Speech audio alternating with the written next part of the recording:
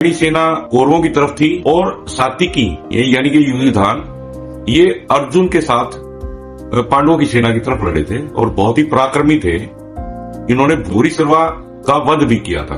तो यहाँ पर एक तो ये युधिष्ठिर का नाम लेते हैं, दूसरा विराट का नाम लेते हैं। जो राजा विराट हुए हैं वो अपना अरावली का जो क्षेत्र है, जिसमें राजस्थान का कुछ क्षेत्र आता है, जयपुर, अलवर और भरतपुर, ये अरावली का अंचल एरिया है, इसमें इनका राज था।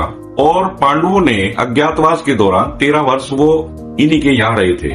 और विराट के साले कीचक का वध भी इसी दौरान, उनके अज्ञातवास के दौरान ही भीम के हाथों हुआ था और वो पांडवों के पक्ष में ही राजा विराट ने युद्ध लड़ा था। इसी तरह वो तीसरा नाम द्रुपद का लिया उन्होंने, यानी कि यहाँ पर दुर्योधन मानते हैं कि पांडवों की सेना में बेशक से संख्या कम है, लेकिन वहां महान योद्धा बहुत ज्यादा हैं, जिनके उन्होंने कुछ योद्धाओं के नाम भी लिए।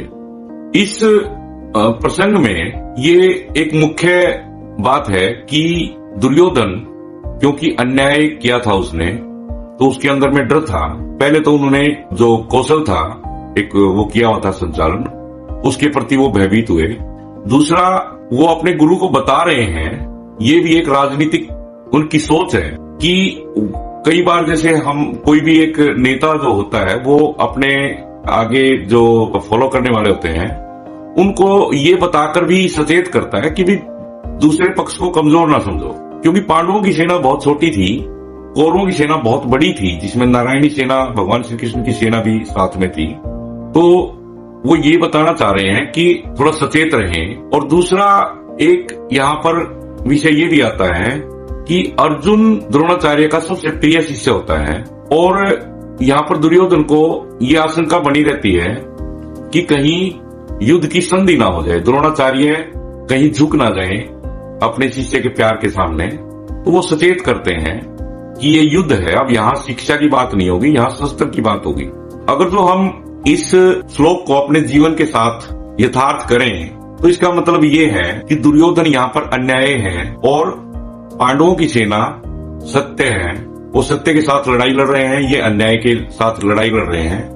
तो जो आदमी अन्याय के साथ होता है, चाहे वो कितना भी शक्तिशाली हो, उसके मन में अंदर कहीं ना कहीं एक डर हमेशा रहता है, जो कि दुर्योधन के मन में है। इसीलिए वो बार बार अपने गुरु द्रोणाचार्य को, अपने सेनापति को सचेत कर रहे हैं कि सामने वाली जो सेना है उसको कम ना आके उसमें भीम और अर्जुन जैसे और भी पराक्रमी योद्धा हैं।